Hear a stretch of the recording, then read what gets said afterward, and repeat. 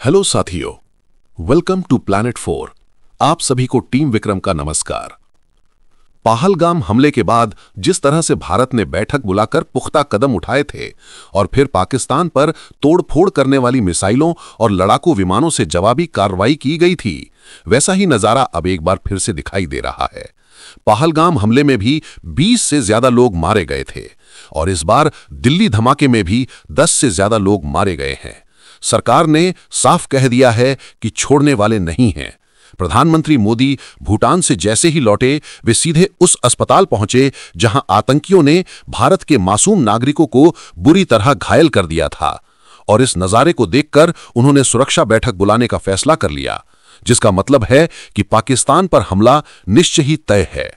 और सबसे दर्दनाक बात यह है कि जैसे ही ये खबर आई कि मोदी जी की बैठक शुरू हो चुकी है और पाकिस्तान पर आधी रात को या फौरन कभी भी हमला शुरू किया जा सकता है, तभी से श्रीलंका और तुर्की ने ऐसे कदम उठाए हैं जो साफ दिखाते हैं कि पाकिस्तान पर एयर स्ट्राइक होना तय सा मालूम होता है। सबसे पहले श्रीलंका की क्रिकेट टीम जो पाकिस्तान पहुंची हुई थी, अपना दौरा बीच में ही छोड़कर पाकिस्तान छोड़कर भाग गई, क्योंकि इस्लामाबाद में धमाके के बाद श्रीलंका की टीम ने सुरक्षा को लेकर चिंता जताई और समझ गया कि इस देश में रहना सुरक्षित नहीं है। उधर तुर्की ने भारत के सामने सफाई दी और कहा कि दिल्ली धमाके में तुर्की का हाथ होने की रिपोर्टें पूरी तरह सही नहीं है, और उन्होंने चौंकाने वाले खुलासे भी किए हैं जिन पर हम आगे चर्चा करेंगे। जब प्रधानमंत्री मोदी किसी आतंकी हमले के बाद ऐसे सुरक्षा बैठक बुलाते हैं और तुरंत फैसले की हवा चलती है, तो ये कोई साधारण बैठक नहीं होती। दिल्ली में जो धमाका हुआ और जिसे आतंकी हमला बताया गया है, उससे साफ दिखता है कि अब लक्ष्यों की पहचान कर ली गई है और कार्रवाई की तैयारी शुरू हो चुकी है। सीसीएस की बैठक हर बड़े आतंकी हमले के बाद होती आई है, चाहे पुलवामा हो, उड़ी हो या फिर पहलगाम। हर बार इसी रंगरूप ने काम किया और फिर भारत ने जिस तरह से बदला लिया, वह पूरी दुनिया ने देखा।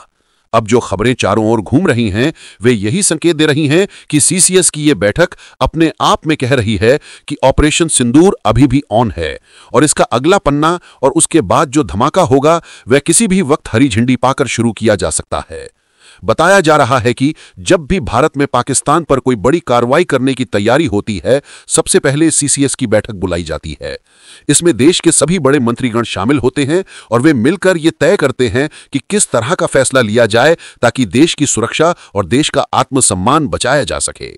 सबसे बड़ी बात यह है कि मोदी जी बार बार कह रहे हैं कि जिसे भी दोषी पाया जाएगा उसे बख्शा नहीं जाएगा, चाहे वो कहीं भी छिपा हुआ क्यों ना हो।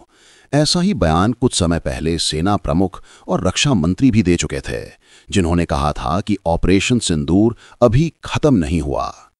अब सब ये सोच रहे हैं कि इन बयानों के पीछे क्या सच है और अगला कदम कब और कैसे उठाया जाएगा, ये रहस्य अभी बना हुआ है। सबसे बड़ी बात यह है कि जिस तरह से 3000 किलो विस्फोटक का जखीरा दिल्ली के बगल वाले इलाके में मिला, उसने पूरे देश को हिलाकर रख दिया। इस बरामदगी ने साफ कर दिया कि किसी अंतर्राष्ट्रीय साजिश के तहत पूरे भारत को दहलाने की कोशिश की जा रही थी, जिसमें पाकिस्तान का नाम तो लगभग तय माना जा रहा है और तुर्की का नाम भी सामने आने लगा था। लेकिन तुर्की ने सफाई देकर पूरे मामले को एक नया मोड़ दे दिया है। मगर कहानी यहीं खत्म नहीं होती। अब देश के अलग अलग इलाकों में सैकड़ों किलो विस्फोटक अभी भी छिपे होने की संभावना जताई जा रही है। कई संदिग्ध गाड़ियां सुरक्षा एजेंसियों के निशाने पर हैं, जिनमें कुछ पकड़ी जा चुकी हैं और कुछ की तलाश अब भी जारी है। साथ ही देश के कोने कोने में छिपे हुए गद्दारों को ढूंढ निकालने की तैयारी जोरों पर है। ये वही लोग हैं जो दुश्मन देशों के साथ एन्क्रिप्टेड मैसेजिंग के जरिए बात करते थे, ऐसे सिस्टम का इस्तेमाल करते थे जिसे भारत की सुरक्षा एजेंसियां ट्रैक न कर सकें। इस बार ये पूरी तरह माना जा रहा है कि 26 जनवरी के दिन एक बहुत बड़ा धमाका करने की साजिश रची गई थी। ठीक वैसे ही जैसे कभी मुंबई में सीरियल ब्लास्ट हुए थे या देश के अलग अलग राज्यों में लगातार धमाके कराए गए थे, उसी पैटर्न पर दिल्ली को निशाना बनाने की योजना थी।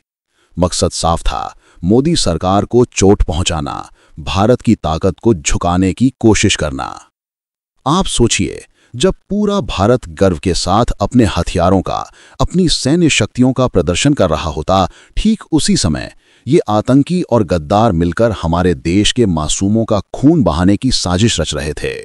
योजना ये थी कि उस परेड को खून के रंग से लाल कर दिया जाए ताकि भारत की सुरक्षा व्यवस्था को पूरी दुनिया के सामने बदनाम किया जा सके, हमारे सैनिकों की ताकत और हमारी छवि को मिट्टी में मिलाया जा सके। ये कोशिश सिर्फ आतंकियों की नहीं थी, बल्कि उनके साथ अंतर्राष्ट्रीय स्तर पर भारत के दुश्मनों की भी मिलीभगत थी। सबसे बड़ी बात यह है कि इस साजिश का दायरा बेहद बड़ा था।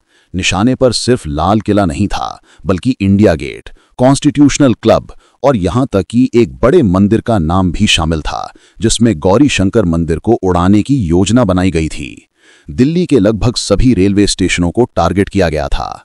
इसके अलावा भीड़भाड़ वाले इलाकों, शॉपिंग मॉल्स और बाजारों को भी इस योजना में शामिल किया गया था, ताकि पूरे दिल्ली में एक साथ नरसंहार मचाया जा सके और इतना खून बहाया जाए कि मोदी सरकार दोबारा संभल ही न पाए। अब जो खुलासे हो रहे हैं वे दिल दहला देने वाले हैं। पकड़े गए लोगों के तार न सिर्फ भारत के भीतर से बल्कि दुनिया के कई कोनों से जुड़े हुए हैं। दिल्ली के साथ साथ उत्तर प्रदेश, कश्मीर और कई अन्य राज्यों को भी इस भयानक साजिश की लिस्ट में शामिल किया गया था। पूरा ऑपरेशन इस तरह से बुना गया था कि अगर ये कामयाब होता तो भारत की राजधानी एक खौफनाक खामोशी में डूब जाती। मोदी जी की सुरक्षा बैठक में यह स्पष्ट कहा गया है कि ये एक बेहद बड़ा आतंकी हमला था, जो भारत की आंतरिक सुरक्षा पर सीधी चोट करता है। कैबिनेट बैठक में अश्विनी वैष्णव ने इसे राष्ट्र विरोधी ताकतों की साजिश बताया और अब सरकार ने जीरो टॉलरेंस नीति के तहत जांच एजेंसियों को सख्त कार्रवाई करने के निर्देश दे दिए हैं। अब इस आतंकी हमले को केवल अपराध नहीं बल्कि युद्ध की चुनौती माना जा रहा है। इसी बीच लाल रंग की इकोस्पोर्ट कार भी बरामद हो चुकी है, जो उसी आतंकी के नाम पर रजिस्टर्ड थी जिसने दिल्ली में बम धमाका किया था। देखिए, भारत की सरकार पहले से कभी यह नहीं कहती कि वो पाकिस्तान पर हमला करने वाली है, क्योंकि अगर ऐसा ऐलान कर दिया जाए तो पाकिस्तान पूरी तैयारी कर लेता है। इतिहास गवाह है, जब जब भारत ने पाकिस्तान पर कार्रवाई की है, उसने कभी पहले से इशारा नहीं दिया। आधी रात को अचानक भारत के फाइटर जेट पाकिस्तान के भीतर घुसकर तबाही मचाकर लौट आए और कभी भारत की मिसाइलों ने पाकिस्तान के उन ठिकानों को चुन चुन कर तबाह किया जहां आतंकी छिपे बैठे थे। यानी इस बार जो सुरक्षा बैठक के बाद खामोशी छाई है, वो शायद उस तूफान की खामोशी है जो पाकिस्तान के अंदर आने वाला है। इस बार साफ दिख रहा है कि पाकिस्तान अपने आप को बचा नहीं पाएगा। ऑपरेशन सिंदूर का जो दूसरा चरण आने वाला है, उसमें शायद उसे ट्रंप भी नहीं बचा पाएंगे। अब सबकी निगाहें इस बात पर टिक गई हैं कि जब भारत पाकिस्तान पर कार्रवाई करेगा, तब सऊदी अरब का रुख क्या होगा। हालांकि तालिबान और पाकिस्तान के युद्ध के समय यह सबने देखा था कि सऊदी अरब ने पाकिस्तान को बचाने के लिए एक उंगली तक नहीं उठाई थी। तो अब अगर भारत से पाकिस्तान की पिटाई शुरू होती है तो सऊदी अरब का चुप बैठना ही तय माना जा रहा है, और यह बात सबको अच्छी तरह मालूम है। देखिए, ऑपरेशन सिंदूर अगर देखा जाए तो कुछ समय तक रुका रह सकता था, लेकिन पाकिस्तान ने जिस तरह दिल्ली ब्लास्ट करवाया और अब जैसे जैसे तार पाकिस्तान के आतंकियों से जुड़ते जा रहे हैं, वो इस बात को साफ दिखा रहा है कि ऑपरेशन सिंदूर अब रुकने वाला नहीं है। ये अब एक नहीं बल्कि कई स्तरों पर चल रहा है। कभी पाकिस्तान की तरफ से कोई नापाक हरकत की जाती है तो भारत की तरफ से तुरंत डिफेंस लेवल पर कार्रवाई शुरू हो जाती है, और अब ये ऑपरेशन, ये परत दर परत लड़ाई लंबे समय तक चलने वाली है। पहले की सरकारें आतंकी हमले को सिर्फ एक अपराध मानकर मोमबत्ती जलाकर मामला खत्म कर देती थीं, लेकिन अब जो सरकार है, ये वो लोग हैं जो मोमबत्ती जलाने नहीं बल्कि पाकिस्तान की बत्ती बुझाने निकले हैं। यही फर्क है इस नए भारत और पुराने भारत में। पाकिस्तान को अब डर सताने लगा है कि भारत कोई बड़ी कार्रवाई करेगा। यही वजह है कि मोदी जी की सुरक्षा बैठक से ठीक पहले दिल्ली ब्लास्ट की रात ही पाकिस्तान के प्रधानमंत्री ने अपनी तीनों सेनाओं की मीटिंग बुलाई, सीमा पर हथियार जुटाने शुरू कर दिए, सैनिकों की तैनाती बढ़ा दी और नोटम जारी करना शुरू कर दिया। जनरल मुनीर और उसके साथ रक्षा मंत्री तक ने एक के बाद एक बयान देकर कह दिया कि पाकिस्तान पर जो हमले हो रहे हैं उनमें तालिबान का हाथ है। कोई कह रहा है भारत जिम्मेदार है, तो कोई खुद को पीड़ित बताने में लगा है ताकि भारत अचानक कोई बड़ी कार्रवाई न कर दे।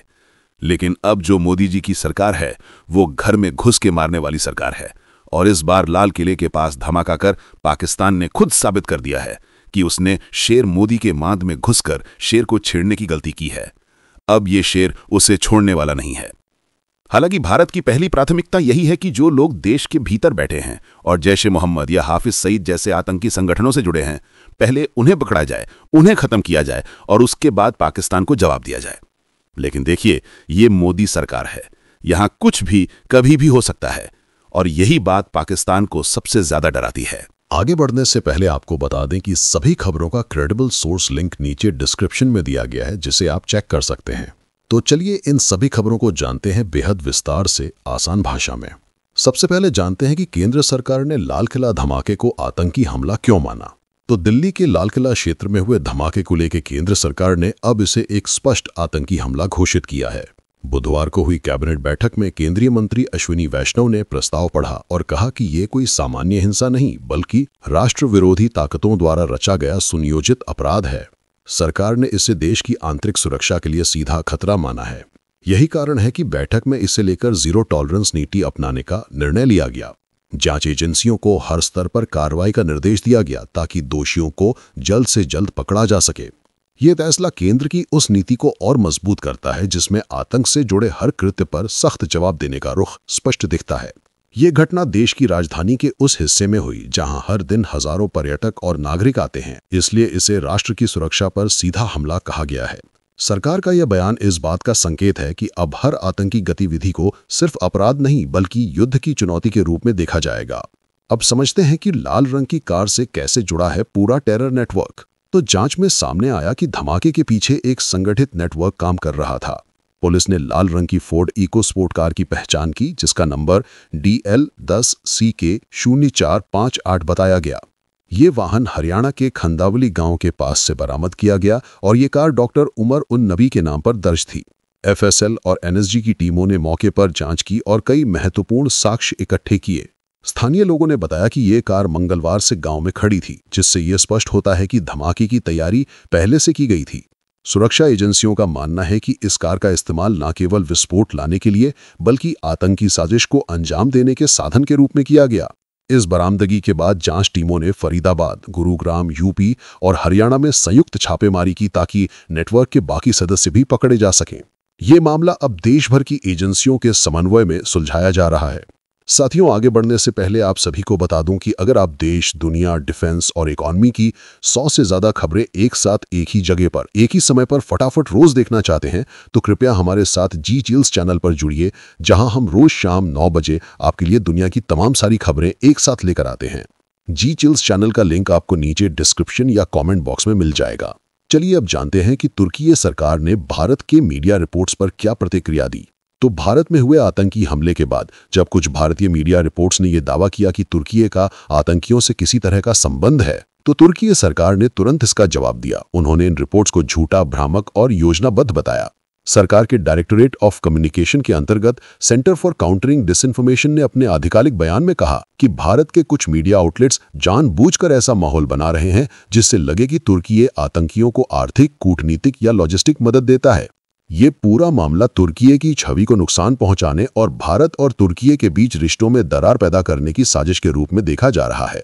इस बयान के माध्यम से तुर्की ने यह स्पष्ट करने की कोशिश की कि वो ऐसे प्रचारों को गंभीरता से लेता है और ये किसी गहरे राजनीतिक उद्देश्य के तहत चलाया जा रहा अभियान है। सरकार ने यह भी कहा कि इन झूठी खबरों से दोनों देशों के बीच का भरोसा कमजोर करने की कोशिश की जा रही है और तुर्की इसे स्वीकार नहीं करेगा। अब समझते हैं कि तुर्की ने आतंकवाद के खिलाफ अपनी नीति को किस तरह दोहराया। तो तुर्की ने अपने आधिकारिक बयान में यह जोर देकर कहा कि वो हर रूप में आतंकवाद का विरोध करता है और किसी भी देश में चरमपंथी गतिविधियों से उसका कोई संबंध नहीं है।